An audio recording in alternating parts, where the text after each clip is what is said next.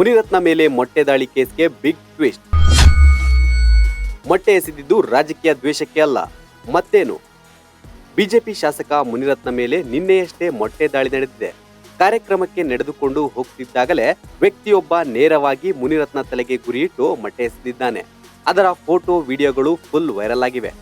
ಈ ಮೊಟ್ಟೆ ದಾಳಿಯ ಹಿಂದೆ ಕಾಂಗ್ರೆಸ್ ಕಾರ್ಯಕರ್ತರ ಕುತಂತ್ರ ಇದೆ. ರಾಜಕೀಯ ದ್ವೇಷಕ್ಕಾಗಿ ನನ್ನ ಮೇಲೆ ದಾಳಿ ಮಾಡಿದ್ದಾರೆ ಅಂತ ಸ್ವತಃ ಮುನಿರತ್ನರೇ ಆರೋಪಿಸಿದ್ದರು. ಆದ್ರೆ ಅದೆಲ್ಲ ಅಲ್ಲವೇ ಅಲ್ಲ. ಅದೊಂದು ಕಾರಣಕ್ಕಾಗಿಯೇ ಮುನಿರತ್ನರನ್ನ ಟಾರ್ಗೆಟ್ ಮಾಡಲಾಗಿದೆ ಅನ್ನೋ ಸ್ಫೋಟಕ ರಹಸ್ಯ ಬಯಲಾಗಿದೆ. ಮುನಿರತ್ನ ಮೇಲೆ ದಾಳಿ ಮಾಡಿದ್ದು ರಾಜೀನಾಮೆಗೋಸ್ಕರನ?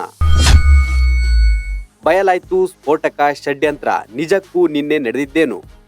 ಎಸ್, ನಿನ್ನೆ ಆರ್ ನಗರದ ಶಾಸಕ ಮುನಿರತ್ನ ಲಕ್ಷ್ಮೀದೇವಿ ನಗರ ವಾರ್ಡ್ನಲ್ಲಿ ವಾಜಪೇಯಿ ಜನ್ಮದಿನಾಚರಣೆ ಕಾರ್ಯಕ್ರಮಕ್ಕೆ ತೆರಳಿದ್ರು. ಬೆಳಗ್ಗೆ 11:30 ಹೊತ್ತಿಗೆ ಮುನಿರತ್ನ ಕಾರ್ಯಕ್ರಮ ಮುಗಿಸಿಕೊಂಡು ವಾಪಸ್ ಹೊರಟಿದ್ರು. ಕಾರ್ಯಕರ್ತರ ಜೈಕಾರದ ಮಧ್ಯೆ ನಡೆದುಕೊಂಡು ಹೋಗುತ್ತಿದ್ದ ಮುನಿರತ್ನ ಮೇಲೆ ಏಕಾಏಕಿ ಮೊಟ್ಟೆ ದಾಳಿ ನಡೆದಿತ್ತು. ಮೊಟ್ಟೆ ಏಟು ಬೀಳುತ್ತಿದ್ದಂತೆ ಮುನಿರತ್ನ ತಲೆ ಹಿಡಿದುಕೊಂಡು ನೇರವಾಗಿ ಕೆಸಿ ಜನರಲ್ ಆಸ್ಪತ್ರೆಗೆ ದಾಖಲಾಗಿದ್ರು. ನಂತರ ಚಿಕಿತ್ಸೆ ಪಡೆದುಕೊಂಡು ವಾಪಸ್ ತೆರಳಿದ್ದಾರೆ. ಆದ್ರೀಗ ಮುನಿರತ್ನ ಮೇಲೆ ಮೊಟ್ಟೆ ದಾಳಿ ನಡೆದಿದ್ದು ಯಾಕೆ ಅನ್ನೋ ಅಸಲಿ ರಹಸ್ಯ ಬಯಲಾಗಿದೆ. ಅದೇನಂದ್ರೆ ಮುನಿರತ್ನ ರಾಜೀನಾಮೆ ನೀಡಬೇಕು ಅನ್ನೋ ಒತ್ತಡ.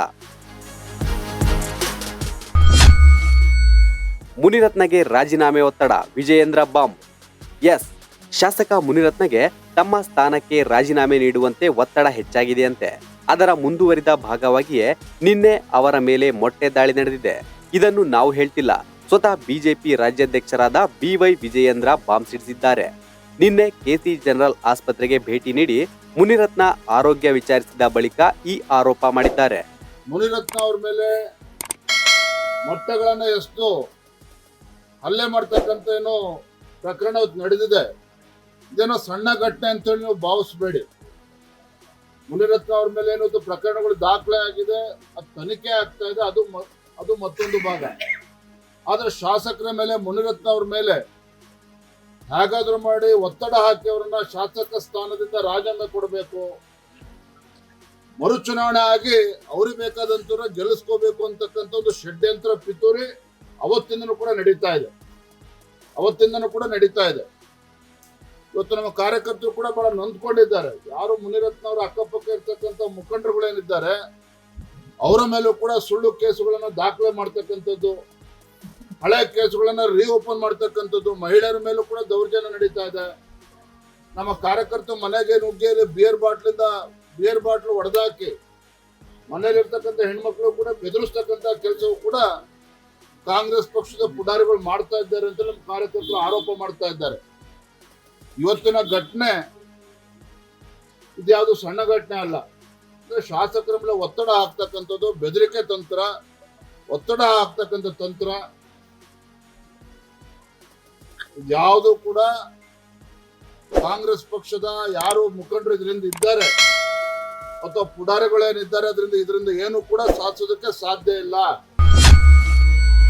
ಆಸಿಡ್ ಮಿಕ್ಸ್ ಮಾಡಿ ಮುನಿರತ್ನ ಮೇಲೆ ದಾಳಿ ಮಾಡಿದ್ರ?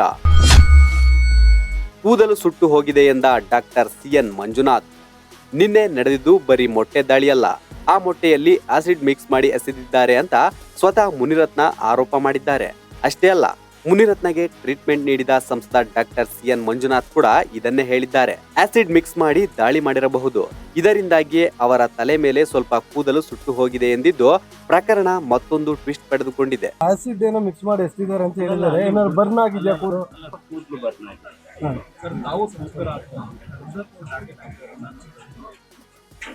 ಅಲ್ಲ, ಅದು ಈಗೇನಾಗಿದೆ, ಕಳೆದ ಹಲವಾರು ತಿಂಗಳ ಘಟನೆಗಳನ್ನು ನೋಡಿದರೆ ನಮಗೂ ಹಾಗೆ ಅನಿಸುತ್ತೆ. ಹೀಗಾಗಿ ಈ ರೀತಿ ವ್ಯವಸ್ಥೆ ಆಗಬಾರ್ದು. ಏಕೆಂದರೆ ಈಗ ನಾವು ಈ ವರ್ಷ 75ನೇ ನಮ್ಮ ಸಂವಿಧಾನ ದಿನಾಚರಣೆಯನ್ನು ಆಚರಣೆ ಮಾಡ್ತಾ ಇದ್ದೇವೆ. ಸಂವಿಧಾನಕ್ಕೆ ನಾವು ಬೆಲೆ ಕೊಡಬೇಕು. ನಾವು ಯಾವಾಗಲೂ ಅಷ್ಟೇ ಒಂದು ಪ್ರಜಾರ ವ್ಯವಸ್ಥೆ ಆರೋಗ್ಯಕರವಾದಂಥ ಸ್ಪರ್ಧೆ ಇರಬೇಕು.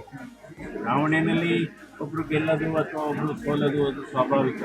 ಬಟ್ ಆದರೆ ಇದು ನಿರಂತರವಾಗಿ ಈ ರೀತಿ ಮಾಡೋವಂಥದ್ದು ನಿಜವಾಗ್ಲೂ ಬಹಳ ಖಂಡನೀಯ ಅಂತ ನಾನು ಹೇಳ್ತೀನಿ. ಇದಕ್ಕೆ ಅಂದರೆ ಇವತ್ತು ವ್ಯವಸ್ಥೆ ತಪ್ತಾ ಇದೆ ಅಂತ. ಒಟ್ನಲ್ಲಿ ಶಾಸಕ ಮುನಿರತ್ನ ಮೇಲೆ ಮೊಟ್ಟೆ ಎಸೆತದಿಂದ ಶುರುವಾದ ರಾಜಕೀಯ ಈಗ ರಾಜೀನಾಮೆ ಒತ್ತಡದವರೆಗೂ ಬಂದು ನಿಂತಿದೆ. ಆದ್ರೆ ಮುಂದೆ ಯಾವ ತಿರುವು ಪಡೆದುಕೊಳ್ಳುತ್ತೋ ಕಾದು ನೋಡಬೇಕು. Bureau report, boss TV Kannada. Latest ಹಾಗೂ ಇಂಟ್ರೆಸ್ಟಿಂಗ್ ಸುದ್ದಿಗಳಿಗಾಗಿ ಬಾಸ್ ಟಿವಿ ಕನ್ನಡ ಚಾನೆಲ್ನ ಸಬ್ಸ್ಕ್ರೈಬ್ ಮಾಡಿ. ಹಾಗೆಯೇ ಬೆಲ್ ಐಕಾನ್ ಪ್ರೆಸ್ ಮಾಡಿ. ಇದರ ಜೊತೆಗೆ ಫೇಸ್ಬುಕ್, ಇನ್ಸ್ಟಾಗ್ರಾಮ್, ಎಕ್ಸ್ನಲ್ಲೂ ಮಿಸ್ ಮಾಡದೆ ಫಾಲೋ ಮಾಡಿ.